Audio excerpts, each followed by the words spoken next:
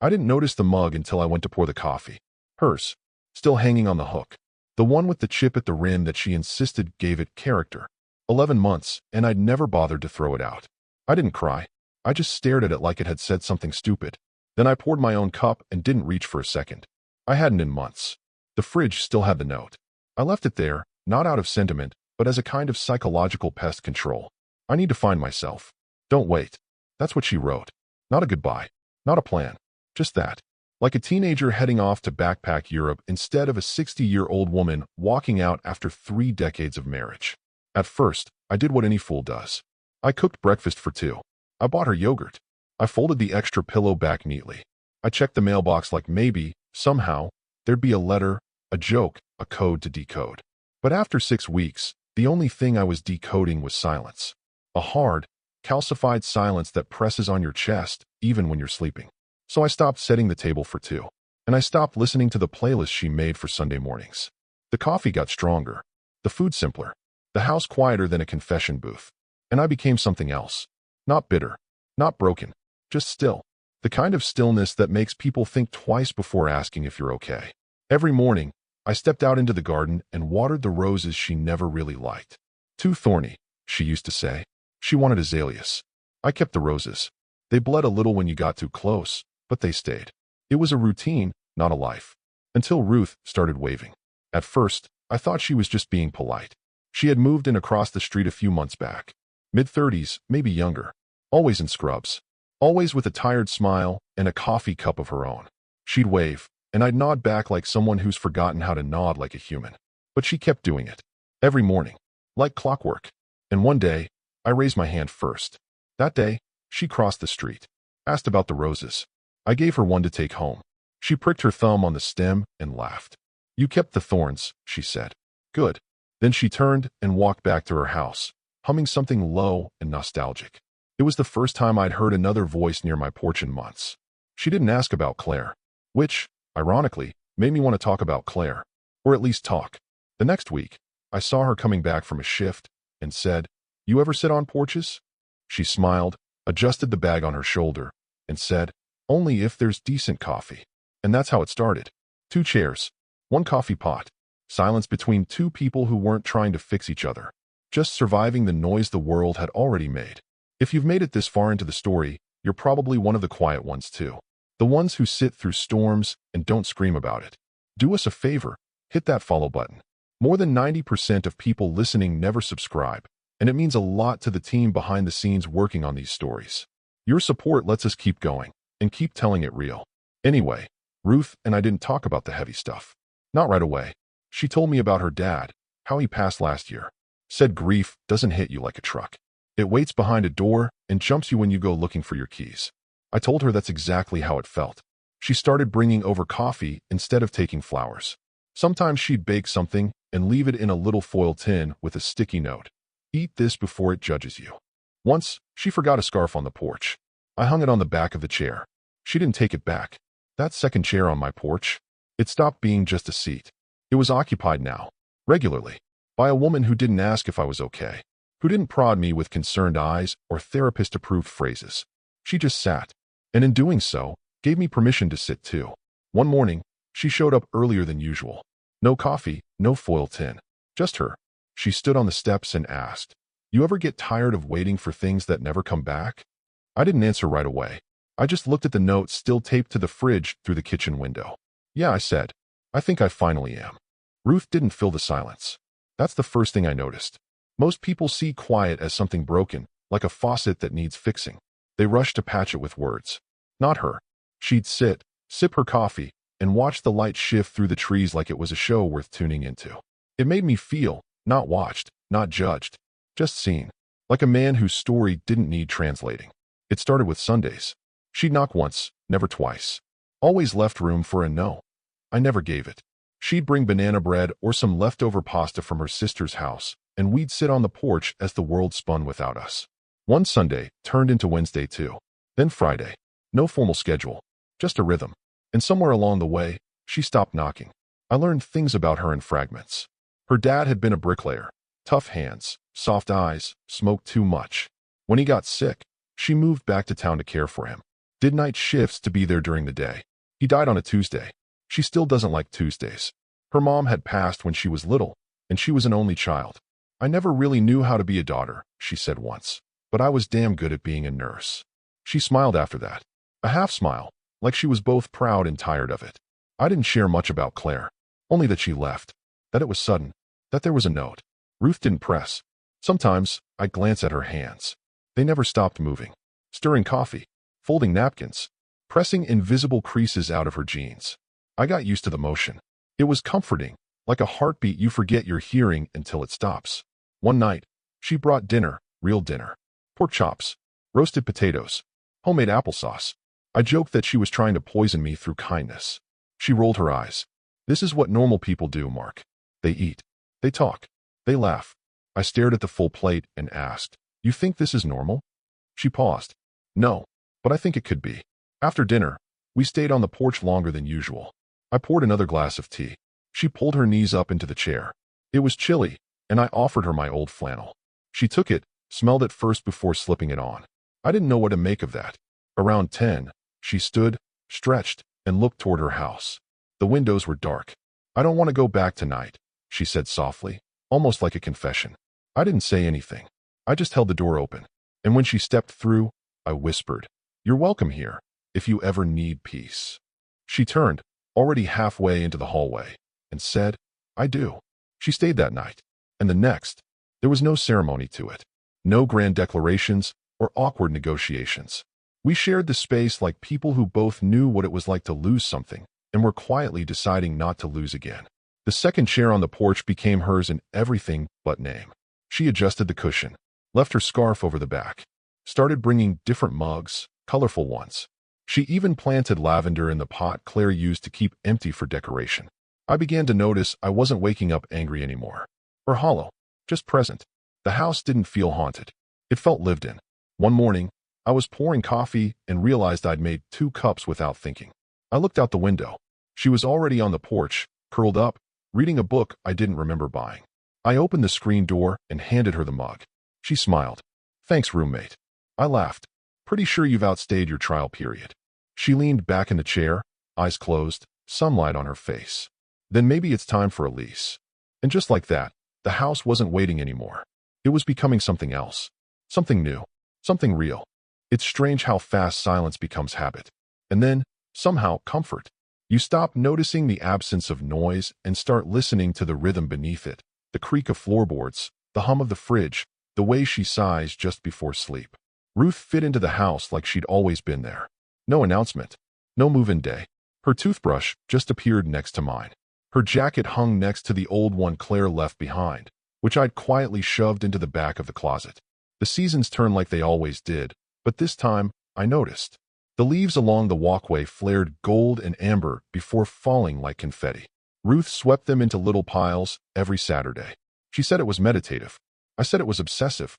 She grinned and threatened to start composting. I almost believed her. By November, neighbors began waving longer, smiling wider. One even shouted across the street, "Glad to see the house lit up again, Mark." I just nodded and looked over at Ruth through the kitchen window. She was laughing at something on her phone, barefoot, wearing that same old flannel of mine like armor. No one asked where Claire had gone. People are funny like that. They don't want the real answer, just enough context to nod politely and change the subject. A few friends came by for coffee. One of them, Greg, leaned in and whispered, "She's good for you. You don't look like you're waiting for the bus to hit you anymore." I told him that was a hell of a bar for happiness. But he was right. There were no labels. She wasn't my girlfriend, my partner, my anything. She was just Ruth. But she'd added little names around the house, post-it notes on jars, cheeky inscriptions on mugs. She called the armchair by the fire the throne and claimed it every time she read. I let her. Hell, I bought her a footrest to match. One quiet evening, we were lying on the couch. I had my head back, eyes closed, drifting off to the sound of some documentary neither of us were really watching.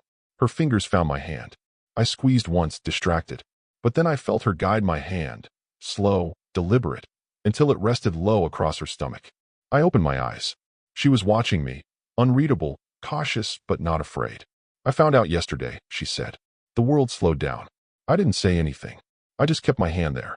My thumb moved slightly, maybe a reflex, maybe trying to listen for something that wasn't there yet. "You okay?" she asked. I opened my mouth, closed it again, then laughed. Not a big laugh, not a sitcom laugh, just a release. A sound I hadn't made in over a year. Something between disbelief and clarity. "I don't know what I'm supposed to say." I finally managed. "Then don't say anything," she whispered. "Just be here." And I was.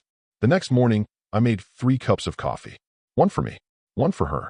One that sat cooling on the table, untouched, like a promise. I started noticing things. How she winced brushing her teeth, how she stopped eating onions, how she cried once during a dog food commercial and tried to blame it on hormones. I didn't tease her much. She'd say things like, "When the baby comes," and I'd just nod. Not out of uncertainty, but because I was building the sentence in my head too, brick by brick. I updated my will the following week. No ceremony, no drama, just changed the documents, rerouted the accounts, made quiet decisions that now felt obvious. I called my lawyer, who asked if I was sure. "I'm not sure of anything," I said, "but I'm not frozen anymore." We didn't tell anyone right away. It wasn't secrecy, it was preservation. It felt like we were guarding a small flame from a cruel wind. The world could wait. But the house? The house came alive. I caught myself humming while sweeping the floor. I started opening the blinds in the morning. The porch got a fresh coat of paint. We bought a rocking chair for no reason other than she said it felt right. One afternoon, I was watching her hang tiny socks on a clothesline in the laundry room, some kind of early nesting instinct, and I felt a ripple of something deep and old. Like I'd been carrying weight in my chest for years and only now remembered to set it down. Claire's note was still on the fridge. I hadn't touched it, but I also hadn't read it in months. I stopped noticing it, the way you stop noticing a crack in the wall once you hang a picture over it. And now, the wall was covered in new photos. A blurry Polaroid of Ruth holding a cupcake with pink frosting. A sonogram pinned next to a grocery list. A sticky note that just said, "Remember, life, then laundry."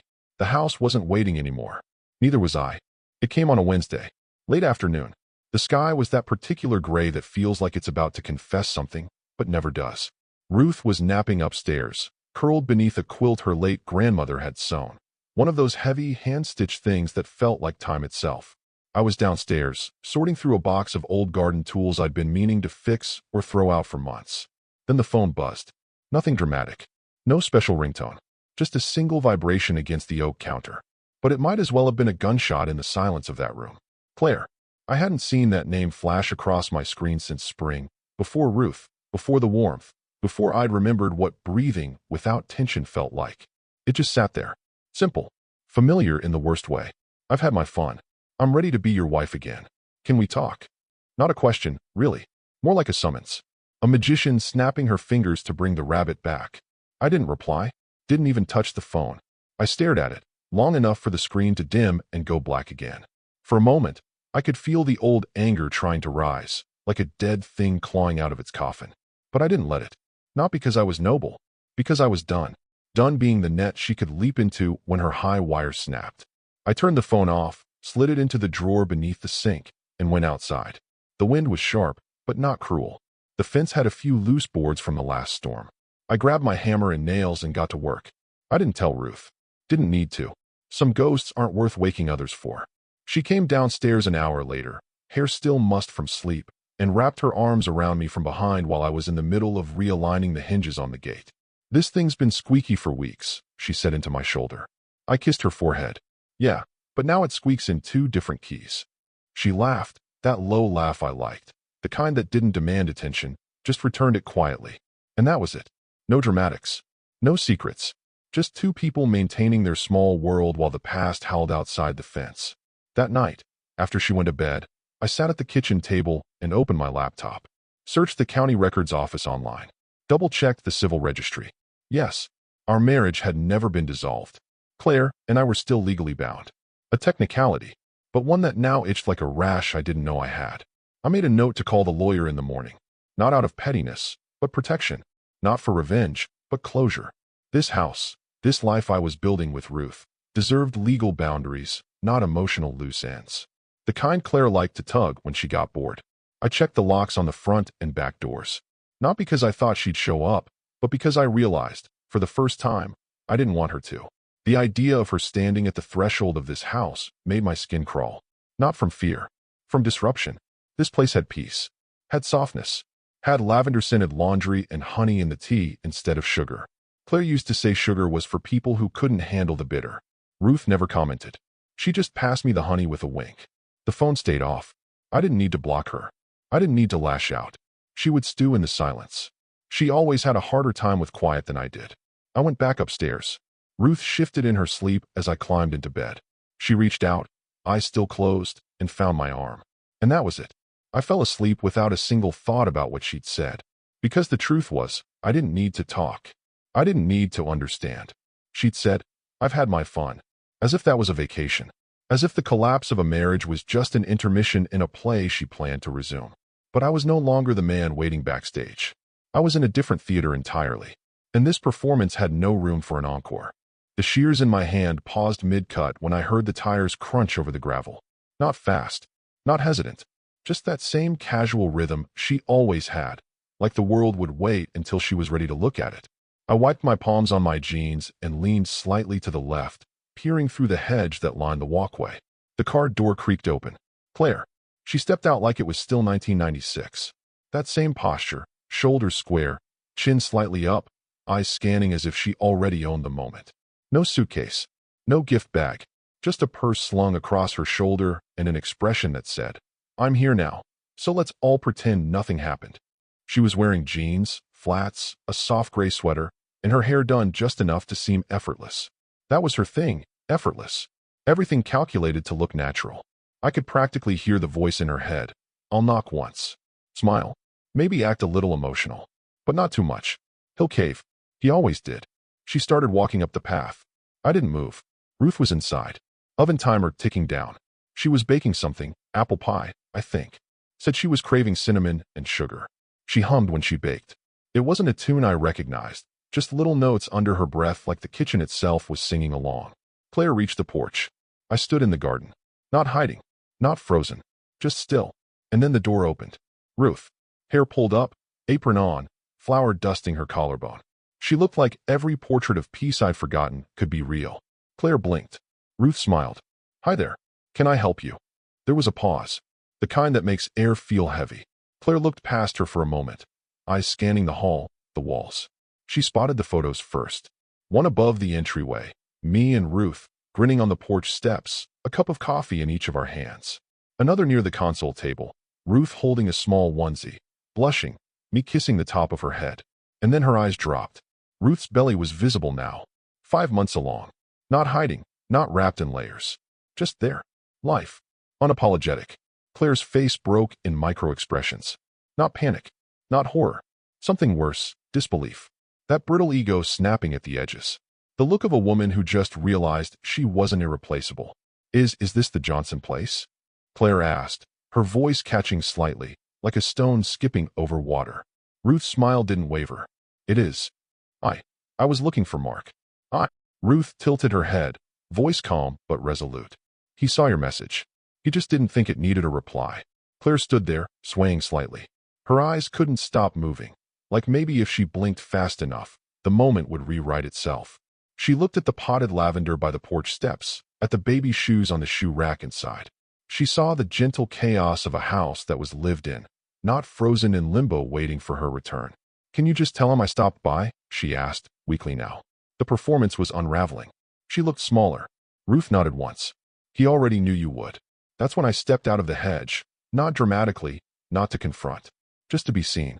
I walked back toward the house with a calmness I didn't know I had, holding my gloves in one hand, covered in thorns and dust, sweat on my brow, smelling of earth and old memory. Claire turned. Our eyes met, and that's when it happened.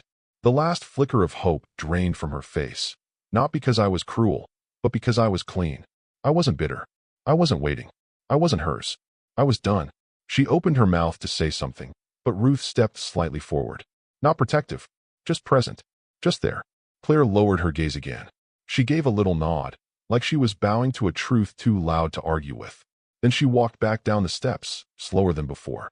The crunch of gravel under her flats sounded different this time. Unsure, lopsided. I didn't watch her drive away. I walked into my home, our home, and closed the door behind me. Claire didn't get back in her car right away. That's what struck me. I watched from the kitchen window, half hidden behind the curtain, as she stood there on the gravel like someone trying to decipher a dream.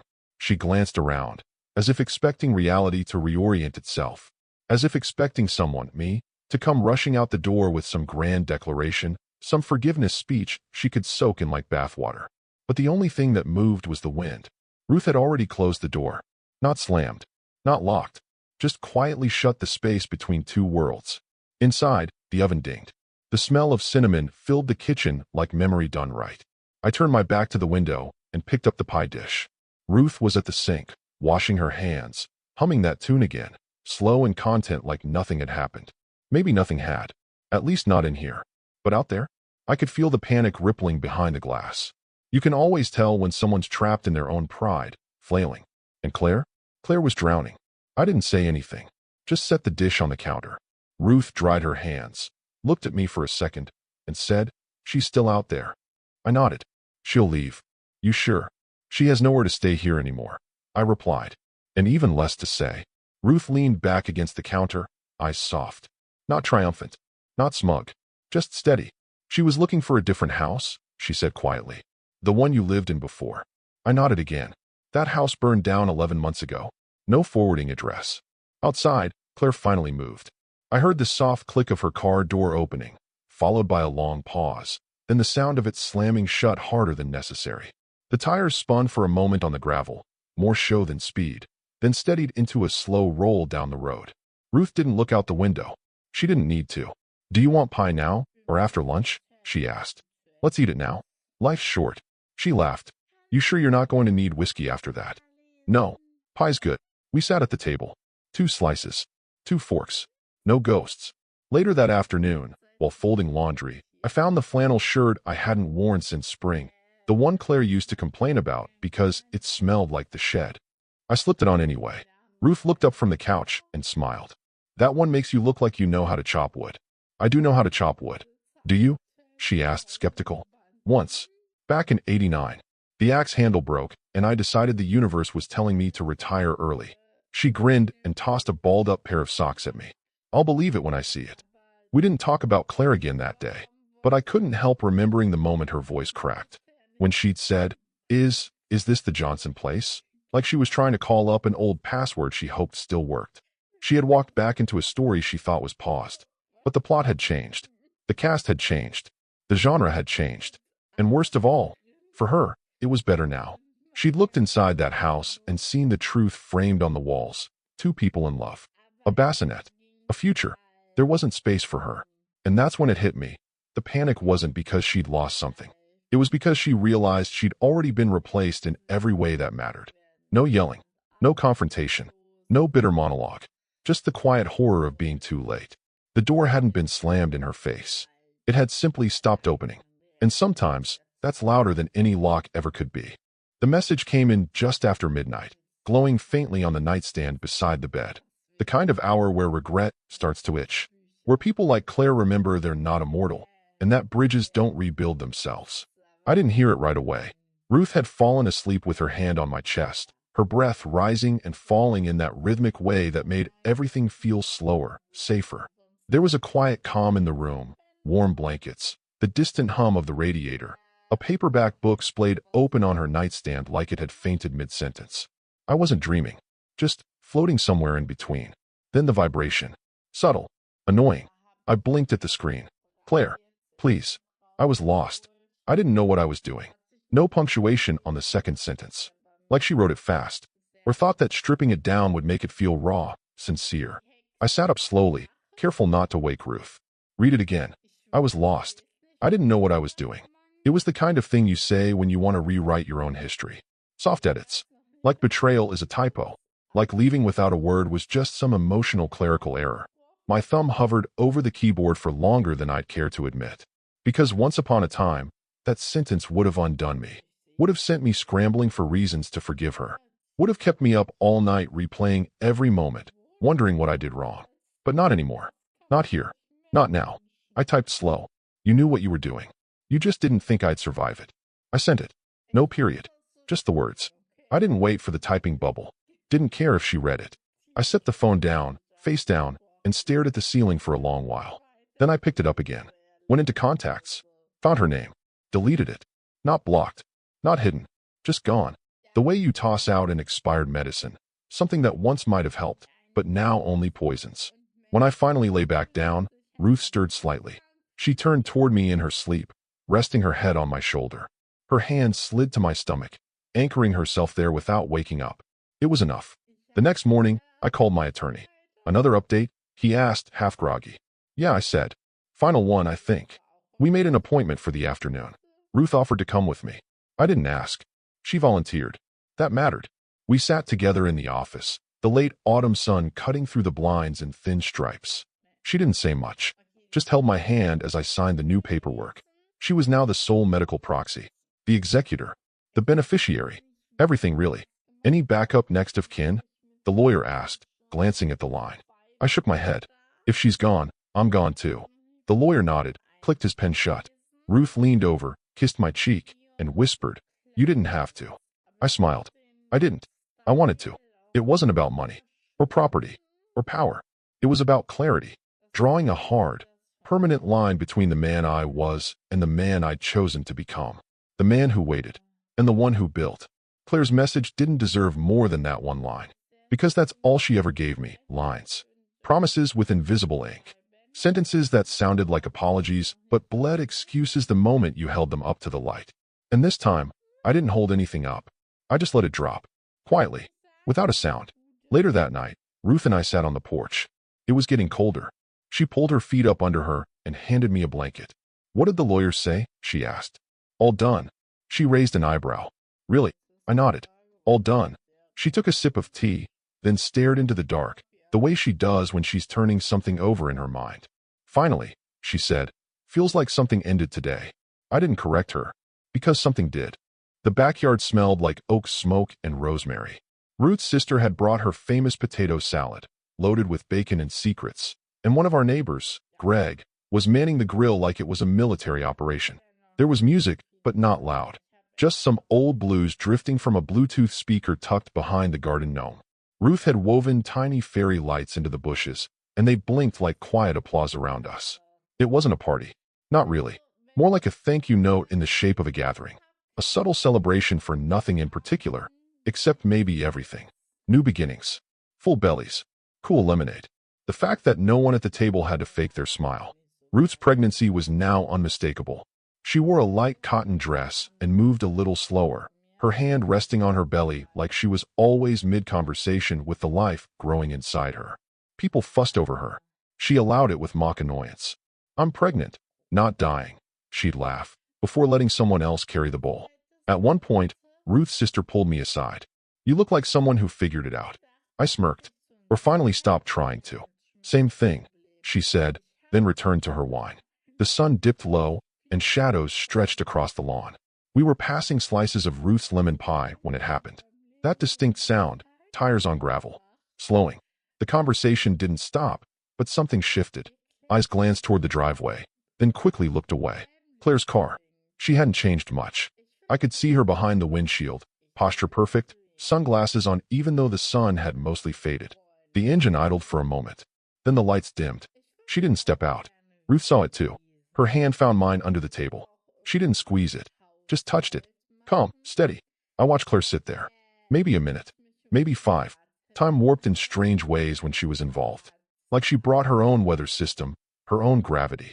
She sat behind that wall like a woman expecting the movie to pause for her reentry. But we didn't pause. Greg cracked a joke about someone overcooking the corn. Ruth laughed and told him to shut up and eat it anyway. I handed Ruth's sister a slice of pie. She took it without comment, but gave me a glance, a knowing one. She knew who that was. She just didn't ask. Claire didn't honk, didn't wave. She just sat, watching. Maybe she thought someone would walk over. Maybe she thought Ruth would send me out like an emissary to offer a folding chair and an olive branch. We didn't move. We stayed in our chairs, stayed in our lives. And when Ruth raised her glass of lemonade, I clinked mine to hers without breaking eye contact with the woman in the car. It wasn't hostile. It wasn't smug. It was factual. You are not in this story anymore. Claire turned the key. The headlights flared. Then she backed up, slowly, deliberately, and rolled back down the street like she'd taken a wrong turn into a neighborhood that no longer recognized her. No one asked who she was. No one said her name. And that silence? That silence wasn't passive. It was active, sharp. It drew a clean line through everything. She used to live in my house. Now, she didn't even have a seat at my table. Ruth leaned toward me a little. Want to tell them? She whispered, nodding at the guests. Tell them what? That it was her. I looked at the table, people laughing, eating, the baby bassinet we'd just assembled sitting in the corner under a blanket, the string lights blinking like stars that had finally shown up on time. No, I said. Let her be a ghost. Ruth smiled, took another bite of pie. Good call. The night moved on. Conversations deepened. Laughter softened. The air cooled. And Claire? She disappeared into the dusk, like a character who'd missed her cue and quietly exited stage left, unaware the audience had already moved on to Act 2. The envelope came without a return address, but I knew that handwriting before I even touched it. Tight cursive, slanted right, the kind of penmanship that used to scold me on grocery lists and anniversary cards. Claire always wrote like she was afraid the ink would run away if she didn't hold it down. It had been exactly a week since she'd sat in the car at the end of the driveway like a stranger peeking through the windows of her own past. I figured that moment would be her ending, a silent retreat into whatever life she'd tried to rebuild after walking out. But Claire was never good with silence. When it didn't serve her, she broke it. The envelope sat on the counter for most of the day. Ruth didn't ask about it. She just eyed it once, then went back to folding tiny clothes, humming to herself. I poured coffee, mowed the lawn, fixed the loose hinge on the shed, all while that envelope pulsed at the edge of my awareness like a dull headache you keep ignoring. When the sun started to dip, I finally sat at the table and opened it. 3 pages, handwritten, no greeting, no date, just her. Apologies, dressed in poetry. Phrases like, I never meant to hurt you, and I was searching for something I couldn't name. She confessed to being afraid, of aging, of fading, of feeling invisible next to a man who never needed attention to feel whole. She said she missed my laugh, the way I made coffee in silence, the sound of my steps on the porch. She wrote about seeing Ruth, said it hit her like a mirror she didn't recognize, called it shocking, heartbreaking, inevitable. And then, the final line, centered on the page like a wish no one was supposed to hear out loud. Is there any space for me, anywhere? I read it once. No rereading, no analysis, no emotional archaeology. Then I stood up, walked outside, and lit the fire pit. It was Ruth's idea, the fire pit. We dug it together one afternoon after she said, I want to roast marshmallows before my ankles disappear. I built the circle. She gathered stones. We christened it with cheap chocolate and burned marshmallows that stuck to our fingers like tree sap. That's where I went. Ruth followed, barefoot, cradling a blanket around her shoulders. She didn't ask what was in my hand. She didn't have to. She just stood beside me as I struck the match. The paper curled slowly, edges glowing orange before collapsing into black lace. Her words twisted up into smoke and slipped into the sky. I didn't speak, but my arm found Ruth's waist. Natural. Final. The last corner of the letter folded in on itself and vanished into ash. She leaned her head against my shoulder, eyes fixed on the embers. Neither of us looked away. There was no applause, no music, just the sound of something ending, cleanly. Claire had wanted to know if there was any space for her left. And in that moment, surrounded by warmth, by quiet, by the steady pulse of life moving forward, the answer wasn't anger. It wasn't cruelty. It was simply no. The house sounds different now. Not just because of the baby, though she's claimed the air with her tiny grunts, hiccups, and those occasional shrieks that make the dog whimper and the neighbors chuckle. No, it's something else. A frequency you don't notice until you've lived without it. Life. Real, unscripted life. The kind that doesn't ask permission or apologize for the mess it brings. Our daughter has Ruth's eyes. That deep hazel that shifts with the light. She also has my eyebrows, which Ruth says is both a blessing and a curse. She'll look perpetually skeptical. She laughs, as if that isn't exactly what we'll need in this world. The living room is a minefield of plush toys and bottles. Burp cloths are draped over chair backs like surrender flags. There's a half-built rocking horse in the corner I keep swearing I'll finish. And above the mantel hangs the photo. It's not professional. Ruth's sister took it in the backyard. Me holding the baby, Ruth beside me, a bit of apple pie on her cheek no one noticed until hours later. We looked tired. Not posed. Not polished. Just right. On the back of that frame, I took a pen one night while Ruth slept upstairs and scribbled a single line. The day everything began, for real this time. Not the day Ruth moved in. Not the wedding license we quietly signed without telling anyone. Not even the birth. But that quiet afternoon 2 weeks after the baby came. when I looked around at the chaos and realized I wasn't performing anymore. I wasn't bracing for someone to leave. I wasn't wondering what version of myself would be easier to love. I was just there, present, needed, home. There is no trace of Claire in the house now. Not in the drawers, not in the photos, not in the stories we tell. The mug with the chipped rim is gone. The note on the fridge, finally peeled off and tossed with the grocery receipts. Her name hasn't been spoken in months, not out of resentment, but because it simply doesn't belong in the current sentence. It's not erasure. It's evolution. The kind of quiet that grows over time, like ivy covering up an old scar on a brick wall. Ruth hums lullabies now, mostly off-key. The baby doesn't seem to mind. I take walks in the morning again, longer ones, pushing a stroller down cracked sidewalks while neighbors wave and call out. She looks just like her mama. I wave back, smile, keep walking. Sometimes, I catch my reflection in shop windows. A man in his 60s with silver hair and bags under his eyes. But the man in the reflection isn't hollow. He's not waiting for an apology. He's not holding space for someone who didn't value it. He's full. One morning, while changing a diaper that could have been classified as a biohazard, I looked down and saw her tiny hand grip my finger. Tight. Intentional. It made something click. All this time, I thought peace would come in stillness, in solitude. But it turns out, for me, peace sounds like a baby hiccuping in her sleep. Smells like cinnamon from Ruth's baking at 2 a.m. Feels like knowing exactly where I belong without having to ask. We didn't replace anyone. We just stopped reserving a seat for someone who already chose to leave. And that photo on the mantle? It doesn't commemorate a milestone. It documents a truth. Some stories don't begin until you finally stop rereading the wrong chapter.